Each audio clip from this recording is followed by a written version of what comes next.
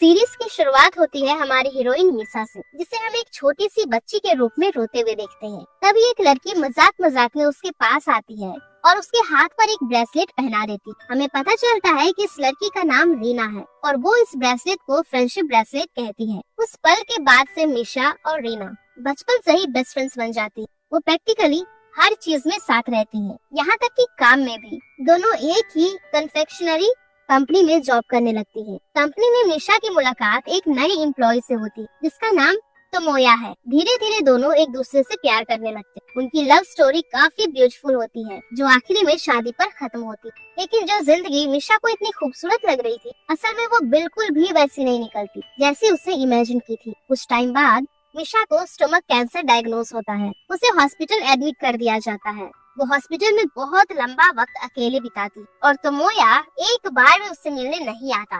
एक दिन रीना उससे मिलने आती, जैसे वो हमेशा आती थी। वो मिशा से पूछती है कि क्या तोमोया अभी तक उससे मिलने नहीं आया। मिशा बताती है कि हॉस्पिटल एडमिट होने के बाद से उसे तोमोया की तरफ से कोई खबर नहीं मिली। तब रीना कहती है कि तोमोया ने अपनी खुद की कंपनी खोली है और वो बहुत बिजी है, शायद इसी वजह से वो आ नहीं पा रहा। निशा कहती है कि वो समझ सकती है, उसे माफ करती है और वो खुश है कि कम से कम रीना उससे मिलने आती रहती। ये भी पता चलता है कि निशा बिल्कुल अकेली है। उसका सिर्फ एक ही फैमिली मेंबर है, उसकी ग्रैंड मॉम, जिससे डिमेंशिया है और जो निशा को पहचान तक नहीं पाती। हमें ये भी मालूम होता है कि निशा की माँ भी स्टोमक कैंसर से मरी थी। इसी वजह से निशा बहुत ज्यादा डरी हुई है। वो अपनी माँ की तरह मरना नहीं चाहती और उनके आखिरी दिनों का दर्द दोबारा नहीं जीना चाहती। एक दिन के लिए हॉस्पिटल से बाहर जाने की परमिशन मिलती। वो उस दिन तोमोया से मिलना चाहती थी। वो उसके लिए खाना बनाना चाहती है और उसका हालचाल देखना चाहती, लेकिन उसे कोई टैक्सी नहीं मिलती। ज्यादा देर खड़े रहने की वजह से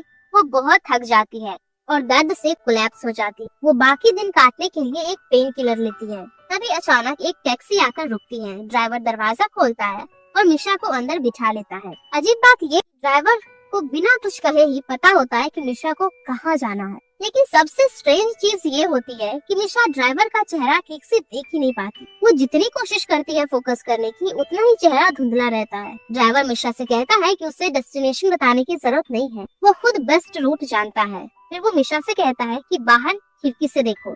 जैसे निशा बाहर देखती है, मौसम अचानक बदल जाता है। पहले विंटर हो जाता है और बर्फ गिरने लगती, फिर तुरंत ऑटम और फिर स्प्रिंग। निशा पूरी तरह कंफ्यूज हो जाती है, लेकिन उसे अजीब सी शांति महसूस होती है। टैक्सी ड्राइवर उसे कहता है कि टेंशन मत लो, क्योंकि वो ऐसे किसी से मिलने जा रही है जो सब कुछ ठीक कर देगा। कुछ ही देर में टैक्सी निशा और तोमोया के अपार्टमेंट बिल्डिंग के सामने रुकती है। निशा सो चुकी होती है तो ड्राइवर उसे जगा देता है। जब निशा पैसे देने की कोशिश करती है, ड्राइवर कहता है कि वो उसकी लास्ट पैसेंजर है और आज उसका टैक्सी ड्राइवर के रूप में लास्ट डे है, इसीलिए उसे पैसे देने की जरूरत नहीं है। वो निशा से कहता है कि अपने हाथ खोलो और उसे बहुत सारी स्वीट्स देता है। तब निशा अपार्टमेंट के अंदर जाती तो उसे अंदर से पानी चलने की आवाज आती, साथ ही एक औरत की आवाज भी सुनाई देती। वो धीरे धीरे पास जाती है और सुनती है कि वो औरत तोमोया से कह रही है कि थोड़ा ही टाइम बचा है, पैसा मिल जाएगा और फिर वो दोनों फ्री हो जाएंगे। निशा शॉक हो जाती है जब वो रूम में जाकर देखती है कि तोमोया उसके साथ चीटिंग कर रहा था, और वो भी रीना, उसकी इकलौती दोस्त के साथ। निशा का दिल और ज्यादा टूट जाता है जब रीना बताती है कि जब निशा बीमार हुई और हॉस्पिटल एडमिट हुई, उसके बाद रीना और तोमोया और ज्यादा क्लोज आ गए। उन्हें लगता था कि निशा मरने वाली है और इसी बात ने उन्हें और करीब कर दिया। निशा रो पड़ती है और कहती है कि वो लोग 1 महीना भी वेट नहीं कर पाए, जबकि डॉक्टर्स ने कहा कि उसके पास सिर्फ 1 महीना बचा है। जब निशा उनसे पैसों के बारे में पूछती है, तोमोया गुस्से में आ जाता है और बताता है कि वो लाइफ इंश्योरेंस मनी है, वो बस उसकी मौत का इंतजार कर रहा था ताकि पैसे मिल सके। फिर वो निशा को कहते हैं उसके साथ रहना उसके लिए मजबूरी थी। निशा न अच्छी पत्नी थी न अट्रैक्टिव, उसने उसकी जिंदगी मुश्किल बना दी। वो बहुत कंजूस थी और उसकी मौत दोनों के लिए रिलीफ होगी। निशा रीना की तरफ देखती है और कहती है कि उसे विश्वास नहीं हो रहा कि रीना उसके साथ ऐसा कर सकती। तब रीना ठंडी आवाज में कहती कि निशा बहुत अनग्रेटफुल है। रीना कहती है कि जब सब लोग निशा से नफरत करते थे, तब उसके पास कोई दोस्त नहीं था, तब सिर्फ वो उसके साथ। भले ही निशा बोरिंग थी, उसमें कुछ भी स्पेशल नहीं था जो किसी को उसके पास रहने पर मजबूर करे। रीना कहती है कि तोमोया निशा जैसे इंसान के लायक नहीं था, इसीलिए उसने चीट किया।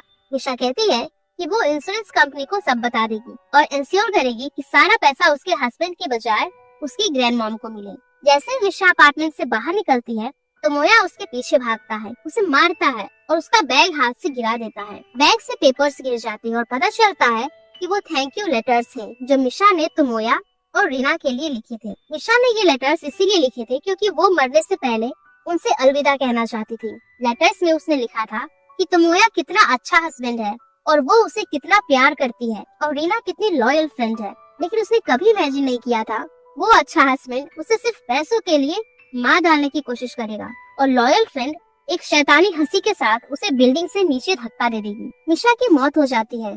उसके तुरंत बाद रीना जमीन पर गिरकर चिल्लाने लगती, प्रेटेंड करती है कि मिशा ने खुद ही जंप किया। लेकिन जैसे ही मिशा आंखें बंद करती है और मौत को एक्सेप्ट करती है, अचानक वो उठ जाती और खुद को उसी कंपनी में पाती है जहाँ वो काम कर। वो अपने पुराने डिपार्टमेंट हेड असिस्टेंट सोमो के सामने खड़ी होती, वो औरत जो काफी टाइम पहले जॉब छोड़ चुकी थी। मिशा समझ नहीं पाती कि वो वहाँ कैसे आ गई।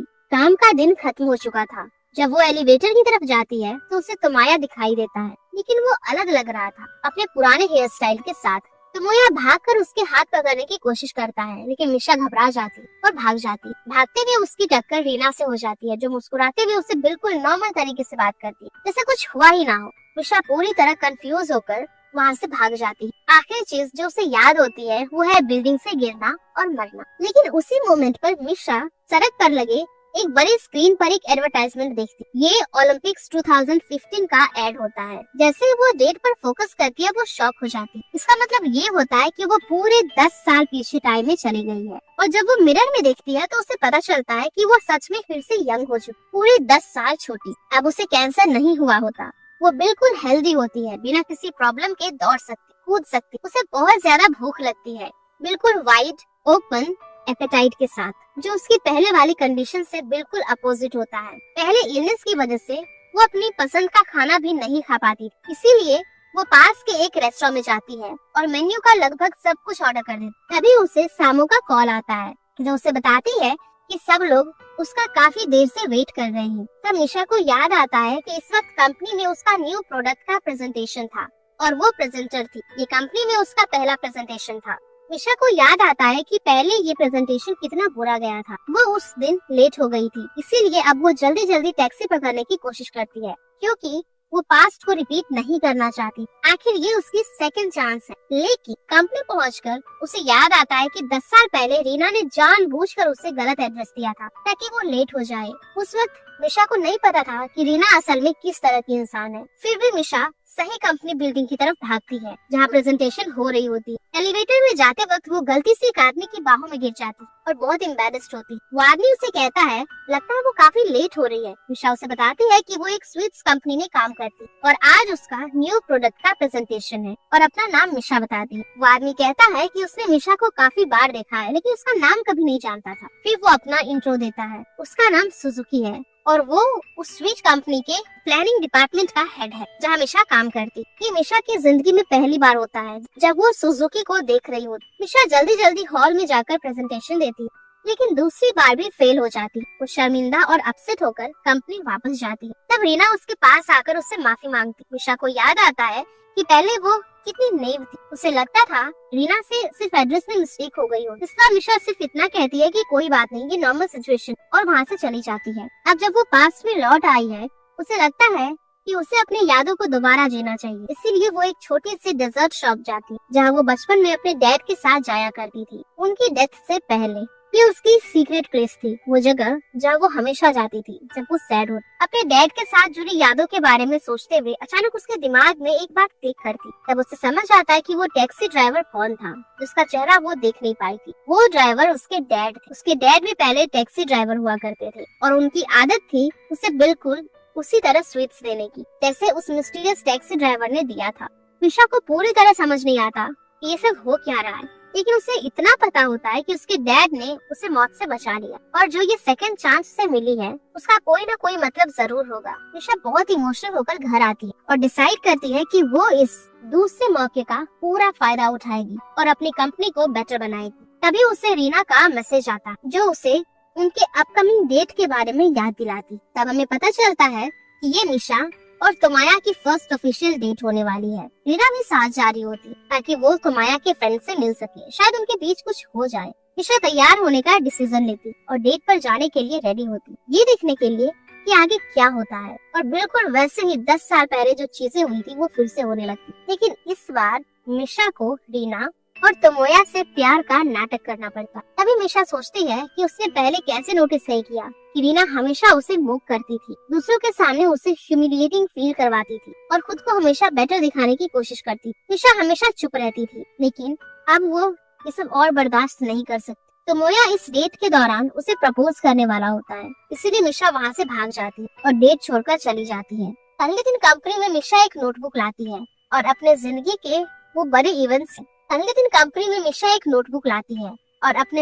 के वो बड़े इवेंट्स लिखने लगती, जिन्हें अब उसे चेंज करना है, क्योंकि अब उसने तोमोया और रीना से बदला लेने का डिसाइड कर लिया होता है। उसका दिमाग इतना ज्यादा ऑक्यूपाइड होता है कि उसे ये भी पता नहीं चलता कि वो एक उबलते हुए केटल के सामने खड़ी है। बिल्कुल उसी वक्त जब केटल फटने वाली होती है, सुजुकी वहाँ आ जाता है, केटल को साइड में मार देता है और मिशा को बचा लेता है, लेकिन उसके हाथ उबलते पानी से जल जाते हैं। मिशा उसके हाथ पकड़कर उसे सिंक के पास ले जाती है और मदद करती, साथ ही माफी मांगती है कि उसकी वजह से सुजुकी हर्ट हो गया। सुजुकी उसे कहता है अगली बार ज्यादा ध्यान रख, क्योंकि अगर उसने उसे देखा ना हो, कंफ्यूज हो जाती है। सुजुकी ने टाइमलाइन कैसे चेंज कर दी, सब कुछ पहले जैसा ही होना चाहिए था, केटल फटनी चाहिए थी और मिशा का हाथ जलना चाहिए था, लेकिन वो ज्यादा सोचती नहीं क्योंकि उसका ध्यान सिर्फ सुजुकी पर होता। उस दिन मिशा और तोमोया का एक फैंसी रेस्टोरेंट में मिलना प्लान होता है, जहां वो अपनी एंगेजमेंट ऑफिशियल करने वाली होती। मिशा को याद आता है कि पहले वो कितनी अंधी थी प्यार में, तोमोया को अपना ड्रीम मैन समझती थी, उसकी छोटी छोटी चीजों को भी बहुत बड़ा मानती और बड़ी मिनिमम में ही खुश हो जाती। इस बार भी मिशा उसे मिलने जाती है, ये प्रेटेंड करते हुए कि वो अभी भी उससे प्यार करती, बिल्कुल अपने पुराने बिहेवियर को रिपीट करते हुए, लेकिन इस बार सिर्फ बदला लेने के। इसी बीच हमें सुजुकी के बारे में और पता चलता है। वो असल में मिशा का यूनिवर्सिटी क्लासमेट था, वो उसे कई सालों से जानता था और दूर से देखता रहता था।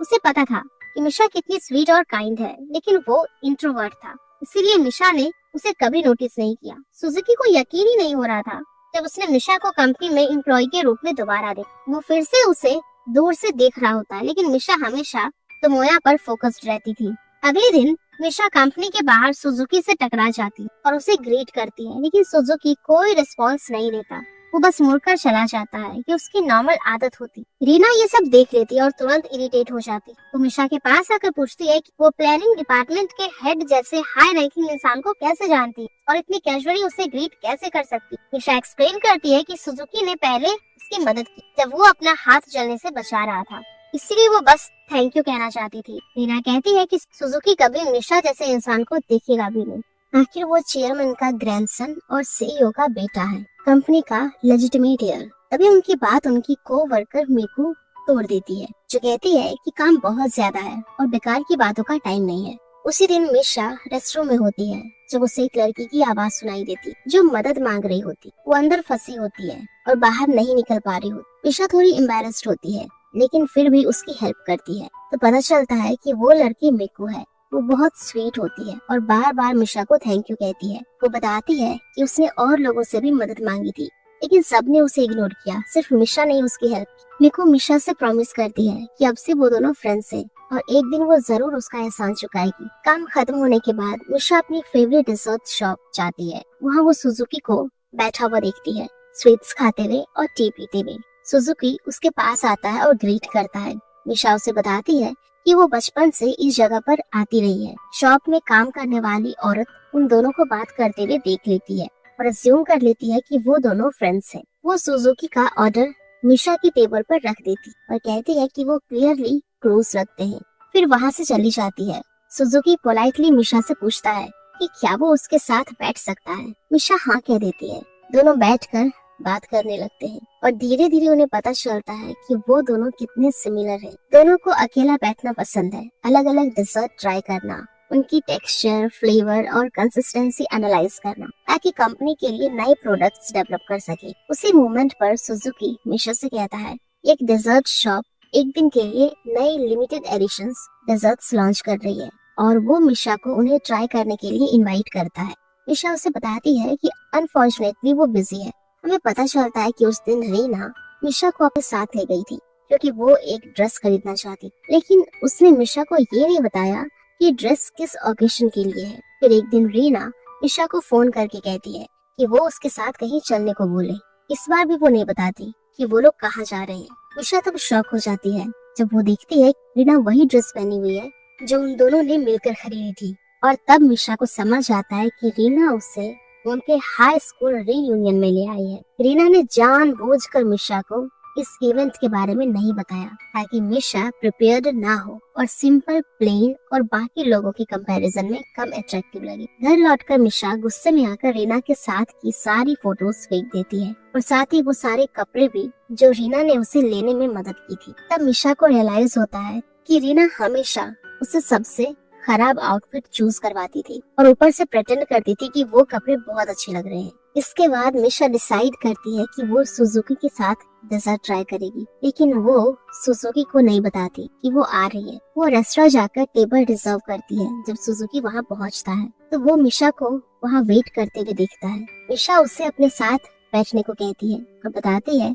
कि उसने अपने सारे काम कैंसिल कर दिए सिर्फ इसीलिए ताकि वो दोनों मिलकर डेजर्ट ट्राई कर सके। मेन्यू देखकर सुजुकी सजेस्ट करता है कि वो सारे आइटम्स ऑर्डर कर ले और हर डेजर्ट को आधा आधा करके शेयर करे ताकि सब कुछ टेस्ट कर सके। मिशा को ये आइडिया पसंद आता है और वो दोनों एग्जैक्टली ऐसा ही करते हैं। सारे डेजर्ट ट्राई करते हैं और काफी एंजॉय करते हैं। डेजर्ट खत्म होने के बाद सुजुकी मिशा से पूछता है कि अब वो आगे क्या करेगी। मिशा बताती है कि वो शॉपिंग जाने वाली है क्योंकि उसने अपने सारे पुराने कपड़े फेंक दिए हैं। अब वो कपड़े उसकी स्टाइल के नहीं रहे। सुजुकी उसके साथ चलने का ऑफर करता है। शॉपिंग के दौरान क्योंकि मिशा पैसा बचाना चाहती है वो यूजुअली सेकंड हैंड कपड़े खरीदती है, लेकिन जब वो दोनों घूम रहे होते हैं सुजुकी नोटिस करता है कि एक पर्टिकुलर ड्रेस मिशा का ध्यान खींच लेती है। वो ड्रेस बहुत सुंदर होती है लेकिन काफी महंगी भी, इसीलिए मिशा उसे नहीं खरीदती। बाद में जब दोनों अलग होने वाले होते हैं सुजुकी मिशा को एक ब्रेसलेट गिफ्ट करता है। मिशा उसका थैंक्स करती है और बताती है कि वो किसी फ्रेंड का वेट कर रही है। वो फ्रेंड मिको होती है जो सुजुकी को ग्रीट करती और उससे पूछती है कि क्या वो मिशा का बॉयफ्रेंड है। सुजुकी जवाब देता है नहीं, हम सिर्फ फ्रेंड्स हैं, और फिर वहाँ से चला जाता है। जाने से पहले सुजुकी मिशा से कहता है कि जो ड्रेस उसे पसंद आई थी वो उस पर बहुत सूट करेगी और उसे उस ड्रेस को खरीदने के बारे में सोचना चाहिए। इसके बाद मिशा मिको के साथ उस शॉप पर जाती है जहाँ वो ड्रेस थी। उस वक्त मिशा को याद आता है कि पहले सुजुकी और तोमोया ने उसे क्या क्या कहा था। कैसे तोमोया ने उसे स्टिंजी, अनअट्रैक्टिव कहा था और बोला था कि वो अपनी लाइफ को खुद ही डिफिकल्ट बना लेती है। ये सब याद करके मिशा शॉप के अंदर जाती है और वो ड्रेस खरीद लेती है और खुद को सेटिस्फाइड महसूस करती है। उसके बाद वो मिको के साथ सैलून जाकर अपना हेयर स्टाइल भी चेंज करवाती है, कुछ नया और बोल्ड, सब कुछ रीयूनियन के लिए प्रिपेयर करने के लिए। रीयूनियन के दिन मिशा तैयार होती और बिना रीना को बताए वेन्यू पहुंच जाती है। जब रीना मिशा को वहां देखती है तो वो मिशा के ट्रांसफॉर्मेशन को देखकर शॉक हो जाती है। उनके पुराने क्लासमेट्स मिशा से पूछते हैं कि वो क्यों आई है और फिर उसे दोबारा मॉक करने की तैयारी करने लगते हैं, लेकिन इस बार मिशा चुप नहीं रहती। वो उससे पूछती है कि हाई स्कूल के टाइम पर उन्होंने उसके साथ इतना बुरा बिहेव क्यों किया, उसने ऐसा क्या किया था जो बुलिंग डिजर्व करता था और कैसे उन्होंने उसकी जिंदगी को नरक बना दिया था। क्लासमेट जवाब देते हैं कि निशा ने बहुत कुछ गलत किया था और वो उस पे इल्जाम लगाने लगते हैं कि उसने रीना के साथ बुरा बिहेव किया था सिर्फ इसीलिए क्योंकि यूटीओ जिसे मिशा पसंद करती थी रीना में इंटरेस्टेड था, जबकि रियलिटी ये थी कि यूटीओ को मिशा भी पसंद थी। लेकिन रीना जो मिशा को कभी खुश या अपने से बेटर नहीं देखना चाहती थी, जानबूझकर यूटीओ के करीब गई और यह अफवाह फैला दी कि मिशा यूटीओ की वजह से उसके साथ बुरा बिहेव कर रही है। इसी वजह से बाकी लड़कियों ने मिशा को बुली करना शुरू कर दिया। मिशा फिर रीना की तरफ मुड़कर पूछती है क्या उसने सच में ये सब कहा था। रीना नर्वस हो जाती है, रोने लगती और कहती है कि पुरानी बातें उठाने का सही टाइम नहीं है, उन्हें बस रीयूनियन एंजॉय करना चाहिए। मिशा टूट कर रो पड़ती है और रीना से कहती है कि वो अब उसकी फ्रेंड नहीं बनना चाहती और फिर वहाँ से चली जाती है। बारिश शुरू हो जाती है और मिशा बिना अम्ब्रेला के चलती रहती। तब अचानक सुजुकी दौड़ते हुए उसके पास आता है अम्ब्रेला के साथ। वो कहता है कि ऐसे भीगने से उसे ठंड लग जाएगी और उसे घर तक छोड़कर आता है। अगले दिन रीना डिसाइड करती है कि वो मिशा के इस बिहेवियर को इग्नोर नहीं करेगी। जब उसे मिशा और सुजुकी के बीच कुछ चलने का एहसास होता है तो वो सुजुकी को अपना नेक्स्ट टारगेट बना लेती है। वो कंपनी के बाहर सुजुकी का वेट करती है, जानबूझकर उसके सामने चीजें गिरा देती है और अपनी टांग दर्द का ड्रामा करके उसके बाहों में गिर जाती है। लेकिन हमारा सुजुकी एकदम लेजेंड उससे एक शब्द भी नहीं बोलता और सीधा वहां से चला जाता है। बाद में जब मिशा ऑफिस लौटती है तो उसे यूटियो का फोन आता है, वही लड़का जिसे वो पहले पसंद करती थी और जिसकी वजह से उसे इतनी प्रॉब्लम्स हुई थी। यूटियो उसे माफी के तौर पर अपने रेस्टोरेंट में इनवाइट करता है। मिशा अपनी लंच ब्रेक में उसे मिलने जाती है। वहाँ उसे पता चलता है कि यूटियो अब एक सक्सेसफुल शेफ बन चुका है और उसका रेस्टोरेंट काफी अच्छा चल रहा है। वो दोबारा माफी मांगता है और कहता है कि उसे मिशा का साइड लेना चाहिए था क्योंकि मिशा कभी उसके साथ मीन नहीं थी। मिशा कहती है कि पास्ट पास्ट है और वो आगे बढ़ चुकी है। तभी अचानक रीना वहाँ आ जाती है। वो मिशा की कॉल ओवरहियर करके उसके पीछे आ गई थी और पूछती है कि क्या वो उसके साथ ज्वाइन कर सकती है। वो दोनों से माफी मांगती और कहती है कि उसने उस वक्त हद पार कर दी थी।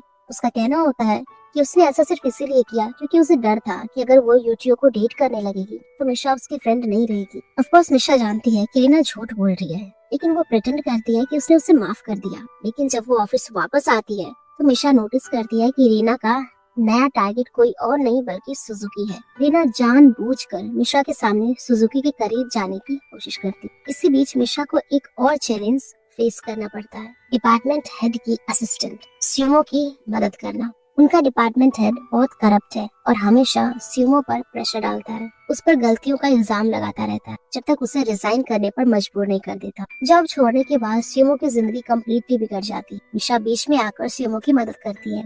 वो उसे समझाती है कि डिपार्टमेंट हेड कैसे उसे जानबूझकर फंसा रहा है और एग्जैक्टली बताती है कौन से इश्यूज को उसके अगेंस्ट यूज किया जाएगा ताकि स्यूमो उनसे बच सके। मिशा की मदद से स्यूमो काफी प्रॉब्लम से बच जाती है और दोनों मिलकर वापस लड़ना शुरू कर देते हैं। दोनों काफी अच्छे फ्रेंड्स बन जाते हैं और स्यूमो मिशा और मिको के फ्रेंड सर्कल का हिस्सा बन जाती है। एक दिन कंपनी में मिशा देखती है कि सुजुकी बहुत तेज और सस्पिशियस तरीके से चल रहा है। उसे शक होता है तो वो उसका पीछा करती है। वो देखती है कि सुजुकी माइको से मिलने जा रहा है और दोनों कोशिश कर रहे होते हैं कि कोई उन्हें देखे ना। तब क्लियर हो जाता है कि दोनों एक सीक्रेट रिलेशनशिप में, खासकर जब माइको सुजुकी को हक करती है। ये देखकर मिशा बहुत अपसेट हो जाती है क्योंकि माइको उसकी फ्रेंड है और उसने उसे कुछ भी नहीं बताया।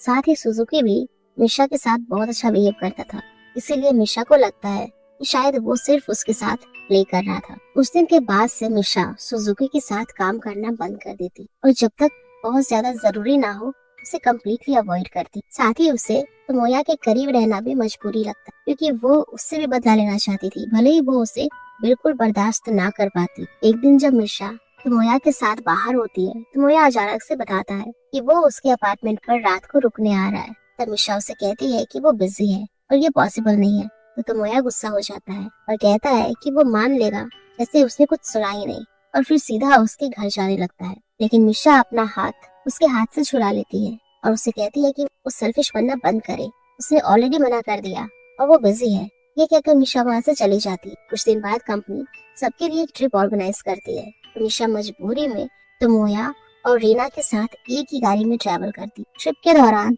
रीना बार बार सुजुकी के साथ फ्लर्ट करने की कोशिश करती और तोमोया जेलस हो जाता है क्योंकि उसने सुना होता है कि सुजुकी मिशा के करीब आ रहा है। वहीं सुजुकी को भी अजीब सा लगता है कि मिशा उसे इग्नोर कर रही है। जब दोनों अकेले होते हैं तो वो मिशा के पास जाकर पूछता है कि वो उसे अवॉइड क्यों कर रही है। मिशा बहुत गुस्सा हो जाती है और उसे बताती है कि वो तोमोया के साथ रिलेशनशिप में है और उनकी शादी होने वाली है। वो क्लियरली कहती है कि वो अपनी फीलिंग्स के साथ खेलने का कोई मौका नहीं देगी। वो सुजुकी को ये भी बताती है कि उसने उसे माइको के साथ देखा और उसका बिहेवियर इसी रिलेशनशिप में रहने वाले इंसान जैसा बिल्कुल नहीं लगता। सुजुकी जोर जोर से हंस पड़ता है और उसे बताता है कि माइको असल में उसकी छोटी बहन है। उसने ये बात सबसे छुपा कर रखी थी ताकि कोई उसके जरिए माइको के करीब आने की कोशिश ना करे या कनेक्शंस का मिसयूज ना करे। मिशा बहुत शर्मिंदा हो जाती है और दिल से माफी मांगती। सुजुकी कहता है कि उसे इस बात से कोई प्रॉब्लम नहीं है, वो बस ये नहीं चाहता कि मिशा उसे एक बुरा इंसान समझे। फिर दोनों साथ बैठकर अंगूर खाते हैं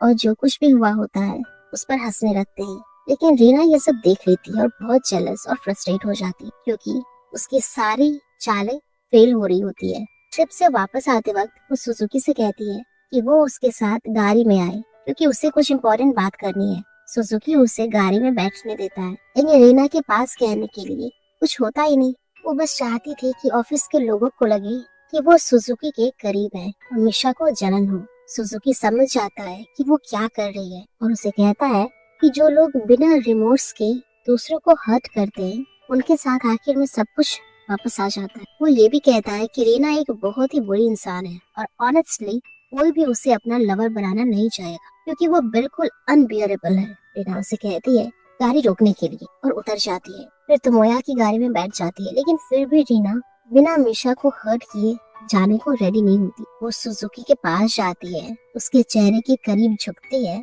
और उसे इंसल्ट करती, लेकिन अंधेरा होने की वजह से सबको लगता है कि उसने सुजुकी को किस किया। बाद में वो फिर तोमोया के साथ गाड़ी में जाती और पूरे रास्ते दोनों बिल्कुल चुप रहते हैं। उस रात रीना मिशा से कहती है कि वो उसके घर रुक जाए क्योंकि उसे उससे बात करनी है। मिशा मान जाती। घर आकर जब दोनों कपड़े चेंज करती है, रीना नोटिस करती है कि मिशा के साथ उसकी फोटोज गायब है। मिशा कैजुअली कह देती है कि वो बस डेकोर रीअरेंज कर रही है।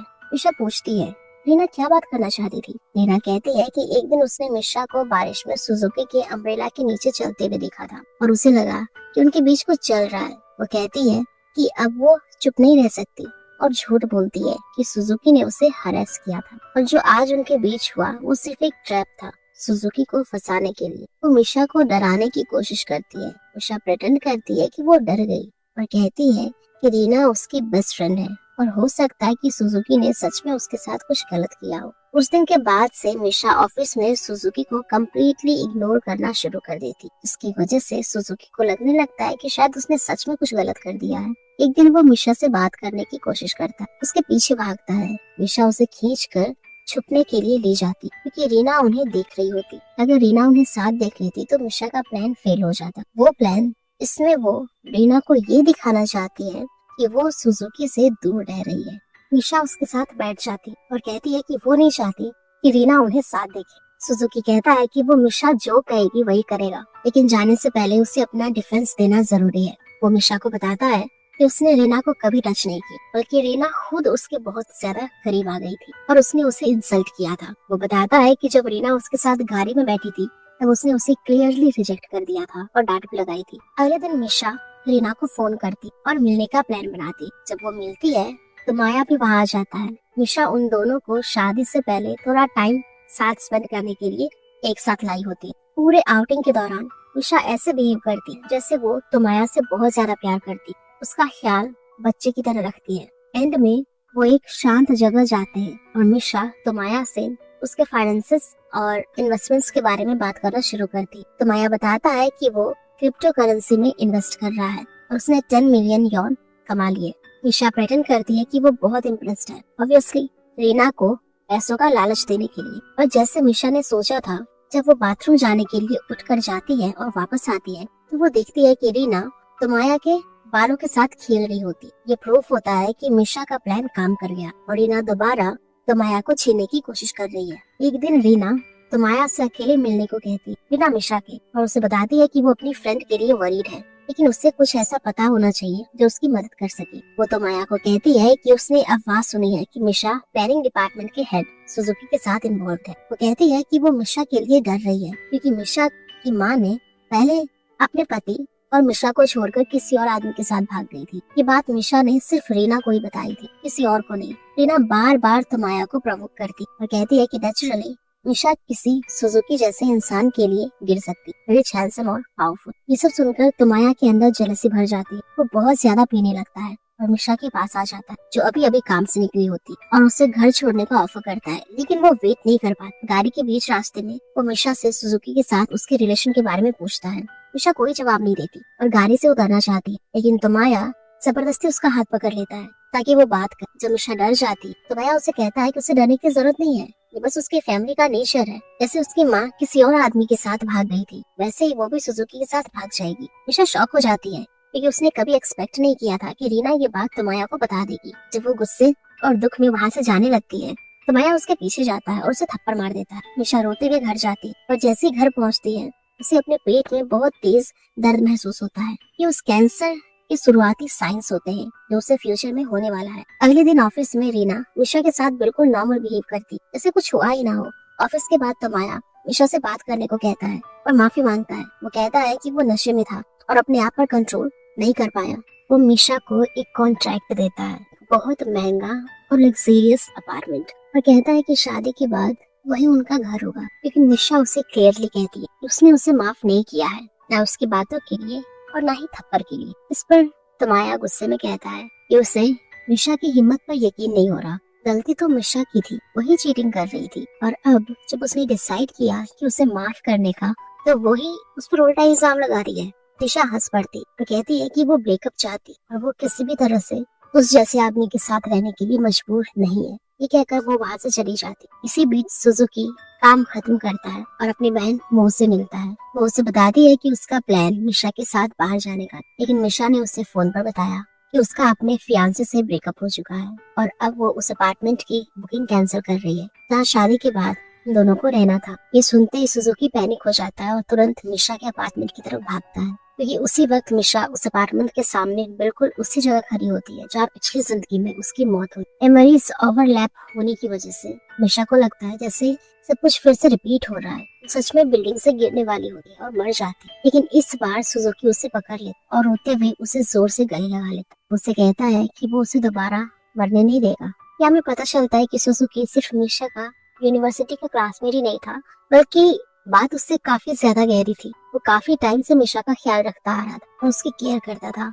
मिशा के फादर को भी जानता था, क्योंकि एक बार मिशा के पापा यूनिवर्सिटी आए थे उसे ढूंढने, लेकिन उसे नहीं मिल पाई थी। तब सुजुकी ही उनकी मदद करने वाला था।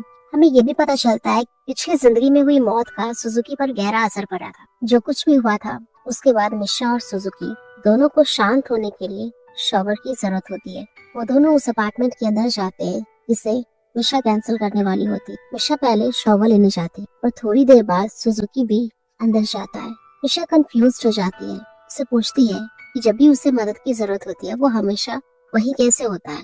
सुजुकी उसे बताता है कि वो उसका पीछा नहीं करता, बल्कि उसे बहुत टाइम से जानता है। कहता है कि वो यूनिवर्सिटी में क्लासमेट्स थे, लेकिन मिशा ने कभी उस पर ध्यान नहीं दिया, और जब उसने कंपनी में मिशा को दोबारा देखा तो उसे यकीन नहीं हुआ कि उसके लगभग कोई दोस्त नहीं थे और मिशा ही इकलौती इंसान थी जिसे वो पहले से जानता था। मिशा ये सब सुनकर शॉक हो जाती और उसे समझ नहीं आता कि क्या कहे। इसी बीच तमाया शराब पी रहा होता है और रीना को फोन करता है, बताता है कि मिशा ने उससे ब्रेकअप कर लिया और वो फोन पर रो रहा होता है। ये रीना के लिए एक परफेक्ट मौका बन जाता है। वो उसे कंफर्ट करने लगती है और कहती है कि वो उसके साथ है। फिर कंपनी में एक इवेंट होता है जहाँ इन्वेस्टमेंट फील्ड के इम्पोर्टेंट लोगों को कैंडी बॉक्सेस डिस्ट्रीब्यूट किए जाते हैं। ये बेसिकली एक प्रमोशनल कैंपेन होता है, लेकिन मिशा को याद होता है कि यही वो इवेंट था जिसकी वजह से माइको को कंपनी से शर्मनाक तरीके से निकाल दिया गया था। उस वक्त करप्ट डिपार्टमेंट हेड ने बड़ी गलती की थी और उसका इल्जाम माइको पर डाल दिया था। उसने एक इन्वेस्टर को पीनट्स वाले कैंडीज के बॉक्स दे दिए थे, जबकि उसे पता था कि वो इन्वेस्टर पीनट्स से एलर्जिक है। मिशा डिसाइड करती है कि वो हिस्ट्री को रिपीट नहीं होने देगी और पीनट्स वाली कैंडीज हटाने जाती है, लेकिन उसे पता चलता है कि सुजुकी पहले ही उन कैंडीज को हटाकर स्टोरेज में रख चुका है। मिशा समझ नहीं पाती कि सुजुकी को ये कैसे पता चला, लेकिन प्रॉब्लम अभी भी खत्म नहीं होती। डिपार्टमेंट हेड बेवकूफी में उन कैंडीज को स्टोरेज में देख लेते हैं और खुद ही उन्हें वापस निकालने का डिसाइड करते हैं। रास्ते में वो उसी इन्वेस्टर से टकरा जाता है और उसे वही कैंडीज दे देता है। जब इन्वेस्टर उसे बताता है कि उसे पीनट से एलर्जी है, तो डिपार्टमेंट हेड कहता है कि वो इंग्रेडिएंट लिस्ट का पेपर ला देता है और रीना को बुलाता है। जब ये पेपर उसे मिला था उठा लेती है और बिना चेक किए इन्वेस्टर को दे देती है, बस काम खत्म करने के। इवेंट के बाद रीना मौके का फायदा उठाती और तमाया के पास जाकर रोने लगती। कहती है कि वो बहुत लोनली है और इमोशनल मैनिपुलेशन करती। तमाया कमजोर पड़ जाता है और उसकी बातों में आ जाता है। रीना उसे कन्विंस कर देती है कि अगर वो मिशा को एक बार चीट करे तो उसे बेट्रेयल नहीं कहा जाएगा, और तमाया एक बेवकूफ की तरह उसकी बात मान लेता है और वो सब करता है जो रीना चाहती है। ये सब मिशा खुद खड़ी होकर देख रही होती है। भले ही वो खुश होती है उसका प्लान काम कर गया, फिर भी वो रो पड़ती क्योंकि उससे दूसरी बार धोखा मिल रहा हो। तभी सुजुकी बीच में आ जाता है और मिशा को कहता है कि वो उधर ना देखे ताकि वो और ज्यादा अपसेट ना हो। अगले दिन ऑफिस में रीना बेशर्मी से मिशा को ग्रीट करती। जब तमाया अंदर आता है तो रीना उससे पूछती है उसने कैसे रात गुजारी और अच्छी नींद आई या नहीं। मिशा उस पूरे गंदे सीन को इग्नोर करती और वहाँ से चली जाती। लेकिन पीनट वाला इश्यू फिर से होता है। इस बार सिर्फ डिपार्टमेंट हेड ही जिम्मेदार नहीं होता, बल्कि रीना भी गलती करती क्योंकि उसने बिना चेक किए इन्वेस्टर को रैंडम पेपर दे दिया होता है। बाद में पता चलता है कि इन्वेस्टर हॉस्पिटल में क्रिटिकल कंडीशन में है और अब असली कल्प्रिट को सामने आकर जिम्मेदारी लेनी होगी। डिपार्टमेंट हेड ना तो खुद कन्फेस करता है और ना ही रीना पर इल्जाम डालता है, क्योंकि वो रीना से ऑब्सेस्ड होता है और उसे बचाने के लिए कुछ भी कर सकता है। इसीलिए वो फिर से मो पर इल्जाम डालने की कोशिश करता है, जबकि इंग्रेडिएंट्स पेपर डिस्ट्रीब्यूट करना उसकी ड्यूटी होती है। तो मिशा डिपार्टमेंट हेड को एक्सपोज करने का डिसीजन लेती है, तो सुजुकी उसे रोक देता है और कहता है कि वो खुद इन्वेस्टिगेशन करेगा। ये क्लियर होता है कि उसके पास एक प्लान है। इसी दौरान तमाया के लिए चीटिंग एक नॉर्मल चीज बन जाती है। वो रीना को ये तक कह देता है कि चाहे वो मिशा से शादी कर ले, रीना हमेशा उसकी लवर रहेगी और उसका रिलेशनशिप चलता रहेगा। सुजुकी डिपार्टमेंट हेड और माइको के साथ इन्वेस्टर और उसकी वाइफ से मिलने जाता है ताकि असली कल्प्रिट को एक्सपोज किया जा सके। तभी हमें पता चलता है कि सुजुकी ने पहले ही अपनी बहन के जरिए सबूत तैयार कर लिया था। उसने पूरे इवेंट की रिकॉर्डिंग अपने कैमरे में कर रखी होती है। वीडियो में क्लियरली दिख रहा होता है कि रीना कैसे पेपर उठाकर इन्वेस्टर को दे देती है, जिससे मो की इनोसेंस प्रूव हो जाती है। डिपार्टमेंट हेड मो से माफी मांगता है और कहता है कि उसका ध्यान नहीं था और उसे लगा गलती उसकी ही थी। लेकिन इसीलिए सुजुकी को मिशा की पिछली जिंदगी की बात याद आ जाती और उसे याद आता है कि उस वक्त उसने अपनी बहन पर भरोसा नहीं किया था और खुद ही उसे कंपनी से निकाल दिया था।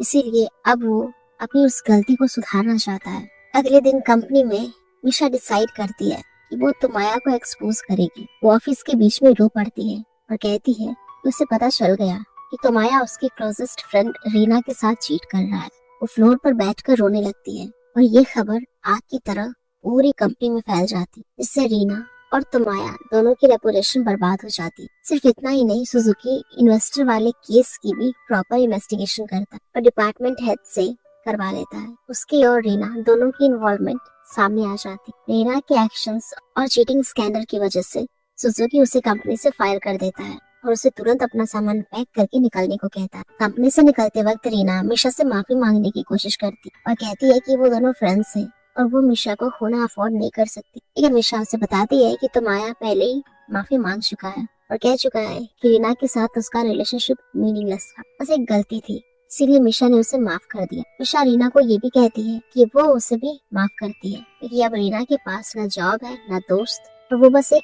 ब्यूटीफुल केस बन चुकी है। ये कहकर मिशा वहाँ से चली जाती है और रीना को अकेला छोड़ देती है। लेकिन रीना ये सब एक्सेप्ट नहीं कर पाती, इसीलिए वो सबके सामने कंपनी में पब्लिकली मिशा से माफी मांगती है और अनाउंस करती है कि अनफॉर्चुनेटली वो तमाया के बच्चे से प्रेग्नेंट है। मिशा सबके सामने रोने लगती। सब लोग समझते हैं कि मिशा टूट चुकी है, लेकिन रियलिटी में मिशा इस न्यूज से बहुत ज्यादा खुश होती है। हमें ये भी दिखाया जाता है कि वो सोमो के साथ सेलिब्रेट कर रही होती है क्योंकि उसे प्रमोशन मिल चुका होता है और वो डिपार्टमेंट हेड बन चुकी होती है।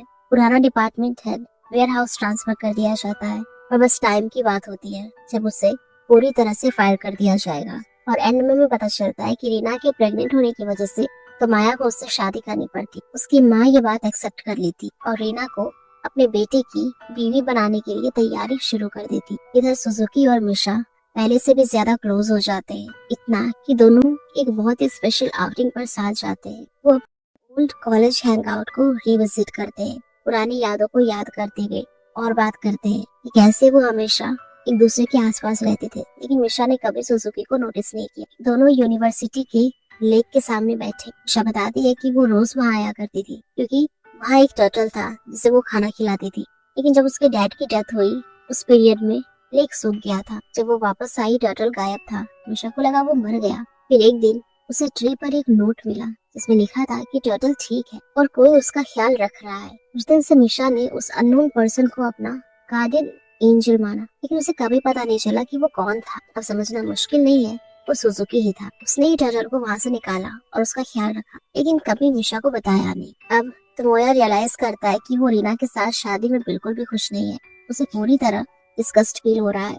वो मिशा के पास जाता है और उसे भीख मांगता है कि वो वापस आ जाए और उससे शादी कर ले। मिशा मना कर देती, खासकर इसीलिए क्योंकि रीना उसके बच्चे के साथ प्रेग्नेंट बताई जा रही है। मिशा उसे कहती है कि वो किसी चीटर की मदद करने की जिम्मेदार नहीं है और ना ही वो उसकी माँ है। तो वो वहाँ से चली जाती है। बाद में रीना और तमोया की वेडिंग का दिन दिखाया जाता है। मिशा अकेली वहाँ पहुँचती है ताकि लोग ये न सोचें कि वो ब्रोकन है, लेकिन सुजुकी उसे अकेला अंदर जाने नहीं देता। वो उसके साथ हॉल में एंट्री करता है। इससे दोनों साथ आए हो। वेडिंग के दौरान मिशा को अपने तमोया के साथ बिताए दिन याद आते जब वो रीना की जगह पर थी, लेकिन स्ट्रॉन्ग दिखने के लिए वो खड़ी होती है और ब्राइड जो उसकी फ्रेंड है और ग्रूम जो उसका एक्स फियांसे है दोनों के लिए स्पीच देती है। वो कहती है कि दोनों एक जैसे हैं, इसीलिए उनकी शादी हुई और वो एक दूसरे के लिए परफेक्ट है। फिर वो तमोया से कहती है कि उसकी फ्रेंड का ख्याल रखे और पूरा हॉल छोड़कर चली जाती है। सुजुकी उसके पीछे जाता है क्योंकि शादी न्यू ईयर ईव पर होती है बहुत ठंड होती है। सुजुकी उसे अपने घर आने को इनवाइट करता ताकि वो वार्म हो सके और कहता है कि बाद में चली जाना।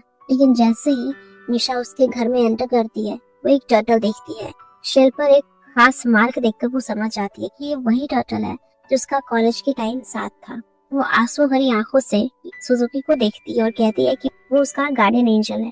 सुजुकी उसे टिश्यू देता है और कहता है कि वो सिर्फ उसे खुश देखने के लिए कुछ भी कर सकता और चाहता है कि वो कभी उदास ना हो। वो अपना प्यार कन्फेस करता है और मिशा भी कहती है कि वो उससे प्यार करती है। बाद में रीना शॉक हो जाती है जब उसे पता चलता है मिशा ने उसे हर जगह ब्लॉक कर दिया। वो ना फोन से ना किसी और तरीके से मिशा से कांटेक्ट कर पाती, यहाँ तक कि उसके घर जाकर भी नहीं। अपार्टमेंट खाली होता है और उसे पता चलता है कि मिशा सुजुकी के साथ मूव इन कर चुकी है। अब दोनों ऑफिशियली रिलेशनशिप में है। रीना टूट जाती है क्योंकि मिशा ने क्लियरली बेटर चॉइस की थी। रीना को लगता है कि जैसे उसने सब कुछ खो दिया हो। वो सड़कों पर भटकती रहती है, अपनी यादों में खोई हुई। हमें पता चलता है कि रीना की मॉम खुद अपनी पर्सनल प्रॉब्लम से जूझ रही है और इमोशनली रीना को नेग्लेक्ट करती। जब रीना के फादर घर के टेंशन को और हैंडल नहीं कर पाए, वो किसी और से प्यार कर बैठे। वो दोबारा शादी कर ली। इसके बाद रीना की मॉम और ज्यादा विड्रॉन और बिटर हो गई। एक दिन गहरे दर्द के पल में उसने रीना से कहा कि वो अपनी जिंदगी के बिगड़ने का जिम्मेदार रीना को मानती और अब उसे अपनी बेटी भी नहीं समझती। कुछ टाइम बाद ट्रैजिक सर्कमस्टेंसेस में उसकी डेथ हो जाती है। ट्रॉमा यही खत्म नहीं होता। रीना के डैड भी उसे छोड़ देते हैं और अपनी नई वाइफ के साथ गायब हो जाते हैं। रीना को अपने मैटरनल रिलेटिव्स के साथ रहना पसंद है जो उसे बिल्कुल पसंद नहीं करते थे। और वापस सुजुकी पर आते हैं जो मिशा को एक गिफ्ट देता है, पूरा मेडिकल चेकअप। वो कहता है कि उनकी हेल्थ सबसे इम्पोर्टेंट है और वो बस ये इंश्योर करना चाहता है कि मिशा बिल्कुल ठीक है। मिशा चेकअप करवाती है और धीरे धीरे उसे शक होने लगता है कि सुजुकी को पता है कि वो पहले मर चुकी है। खासकर इसीलिए क्योंकि जब उसने बिल्डिंग से गिरने से बचाया था, उसने कहा था कि मैं तुम्हें दोबारा मरने नहीं दूंगा। वो हमेशा बिल्कुल उसी वक्त आ जाता है जब मिशा को जरूरत होती है। जैसे उसे पहले से पता हो कि कुछ होने वाला है और अब वो उसकी हेल्थ का इतना ख्याल रखता है जैसे उसे पता हो कि मिशा को दोबारा कैंसर हो सकता है। मिशा समझ नहीं पाती कि उसे कैसे कन्फ्रंट करे या क्या कहे। लेकिन सोमो मिशा और मो से बात करना चाहती है। वो कहती है कि वो अपनी बेटी उसके साथ छोड़ना चाहती है लेकिन उसे पता चला है कि उसका हस्बैंड चीट कर रहा। वो उसे रंगे हाथ पकड़ना चाहती है क्योंकि उसे पता चल रहा है कि उसकी मिस्ट्रेस उनके घर आने वाली है। मिशा और माइको उसे अकेला नहीं छोड़ सकते, इसीलिए वो दोनों उसके साथ जाते हैं। और सच में सोमो का हस्बैंड चीट कर रहा होता है। लेकिन जो चीजें मिशा को सबसे ज्यादा तोड़ देती है वो ये है कि सोमो के हस्बैंड और उसके मिस्ट्रेस वही लाइन्स बोलते हैं जो कभी मोया और रीना ने मिशा को गैसलाइट करने के लिए बोली थी। इससे मिशा के साथ जो हुआ था वही अब सोमो के साथ हो रहा था। सोमो घर से निकलकर पुलिस को कॉल करना चाहती है लेकिन उसका हस्बैंड उसका फोन छीनने की कोशिश करता है, बिल्कुल वैसे ही जैसे मिशा के साथ उसकी डेथ से पहले हुआ था। मिशा तुरंत इंटरवीन करती है और सोमो को प्रोटेक्ट करने के लिए। तभी सोमो अचानक अपना पेट पकड़कर दर्द में चिल्लाती है और सीढ़ियों से गिर जाती है। उसे तुरंत हॉस्पिटल लेकर जाते हैं। वहाँ मिशा को पता चलता है कि सोमो को स्टोमक कैंसर है। मीनवाइल तमोया घर आता है और देखता है कि रीना डिनर बना रही है। रीना कहती है कि वो बात करना चाहती है। वो बताती है कि एक गैंग उनके घर आई थी, उसे धमका रही थी, कह रही थी कि तमोया पर बहुत बड़ा डेप्ट है। तमोया कहता है कि वो बताने ही वाला था और ऑलमोस्ट रिवील करता है 26 मिलियन यूरो। रीना शांति से टेबल पर खाना रख देती है जो पूरा चीनी से भरा होता है। तमोया कहता है कि खाने उनके बच्चे के लिए बहुत स्पाइसी है। तब रीना कहती है टेंशन मत लो, कोई बच्चा है ही नहीं। वो बताती है कि उसने प्रेगनेंसी के बारे में झूठ बोला था सिर्फ इसीलिए ताकि तमाया उससे शादी कर ले और वो उसे छीन सके। कि वो बेवकूफ निकली क्योंकि मिशा ने उसे एक ऐसा आदमी चुराने दिया जो डेप्ट में डूबा हुआ था। तभी तमोया नोटिस करता है कि उसकी मॉम दरवाजे पर खड़ी है। उसने सब कुछ सुन लिया और समझ जाती है कि रीना ने उसे भी धोखा दिया। वो कोलैप्स हो जाती और उसे हॉस्पिटल ले जाया जाता है। कुछ दिन बाद मिशा सुजुकी से फोन पर बात कर रही होती और घर लौट रही होती। अचानक उसे तमोया की आवाज सुनाई देती है। पता चलता है कि वो उसका इंतजार कर रहा था और उसका टोन क्रीपी और थ्रेटनिंग होता है। वो कहता है कि मिशा की वजह से उसकी जिंदगी बर्बाद हो गई और अगर मिशा ने उससे शादी के लिए हाँ कह दी तो कुछ भी गलत नहीं होता। वो रिवील करता है कि रीना कभी प्रेग्नेंट थी ही नहीं। इस शॉक की वजह से उसकी मॉम को ब्रेन स्ट्रोक आया। उसे नहीं पता कि वो रिकवर करेगी या नहीं। फिर वो मिशा का पीछा करता है क्योंकि उसका कैंसर अर्ली स्टेज में पकड़ में आ गया, इसलिए वो सर्जरी करा सकती है और कम्प्लीटली रिकवर हो सकती है। मिशा रोने लगती, कहती है कि वो सोमो को ठीक होने से बिल्कुल खुश है, लेकिन कोई नहीं समझ पाता कि वो इस तरह क्यों रो रही है। सोमो से मिलने के बाद यूचियो का कॉल आता है और वो उन्हें जल्दी आने को कहता है। जब वो वहाँ पहुँचती है तो यूचियो बताता है कि सुजुकी थोड़ी देर पहले उसके पास आया था, काफी वरीड लग रहा था और उसने उसे एक एनवेलप दिया। उसने कहा था कि वो मिशा पर नजर रखे और अगर उसके साथ कुछ हो जाए, जैसे अगर वो मर जाए, तो ये एनवेलप मिशा को दे दे। मिशा पूछती है कि एनवेलप में क्या है। यूचियो बताता है कि उसने एनवेलप खोलकर देखा था, उसके अंदर डॉक्यूमेंट्स थे, घर की ओनरशिप ट्रांसफर के पेपर और एक बैंक अकाउंट जिसमें 150 मिलियन यॉन थे। जैसे सुजुकी उसका फ्यूचर सिक्योर कर रहा हो। अगर उसकी डेथ हो जाए, वो लोग सुजुकी को कॉल करने की कोशिश करते हैं, लेकिन वो फोन पिक नहीं करता। उसी वक्त तोमाया का कॉल आ जाता है और वो कहता है तुम्हें मिलना होगा कोई सोल्यूशन निकालने के लिए। तोमाया घर से निकलने से पहले एक नाइफ उठा लेता है। जब रीना उसे देखती है तो वो कहता है कि ये सेल्फ डिफेंस के लिए है। मीनवाइल मिशा और माइको सुजुकी के घर जाते हैं और उसके लैपटॉप में क्लू ढूंढने लगते हैं। उन्हें पता चलता है कि सुजुकी उस जगह गया है जहाँ मिशा बरी हुई थी और वहां जाने के लिए उसने कार रेंट की। जब मिशा उसका लैपटॉप चेक करती है तो उसे एक शॉकिंग बात पता चलती है। सुजुकी ने उसकी जिंदगी में होने वाली हर चीज पहले से प्लान कर रखी। उसकी वेडिंग, तोमोयो के साथ उसकी डेट्स, उसके वर्क प्रॉब्लम्स, हर वो चीज जिसे मिशा चेंज करने की कोशिश कर रही थी, सुजुकी को पहले से पता था और वो हर बार उसकी मदद भी करता था। लेकिन जो बात मिशा को सबसे ज्यादा डरा देती है वो ये होती है कि सुजुकी ने एक स्पेसिफिक डेट मार्क कर रखी थी, अपनी डेथ की डेट, और वो डेट आज ही होती है। इसीलिए इसका मतलब ये होता है कि सुजुकी एक्चुअली मरने जा रहा था। हमें ये भी पता चलता है कि सुजुकी को पहले से पता था कि तोमाया और रीना ही मिशा के किलर्स हैं और उनके अरेस्ट होने के पीछे भी सुजुकी का ही हाथ। जब तोमाया सुजुकी के पास जा रहा होता है तब उसकी माँ होश में आती और देखती है कि रीना उसके पास बैठी। जैसे वो रीना को देखती है वो उसे गाली देने लगती और डॉक्टर को बुलाने की कोशिश करती है ताकि रीना को वहाँ से निकाला जा सके। इसी पर रीना उसकी नाक पर पंच मारती है और उसकी नाक तोड़ देती। मीनवाइल सुजुकी उस टाउन में पहुंचता है जहाँ मिशा बरी हुई थी। वो मिशा के फादर की ग्रेव पर जाता है।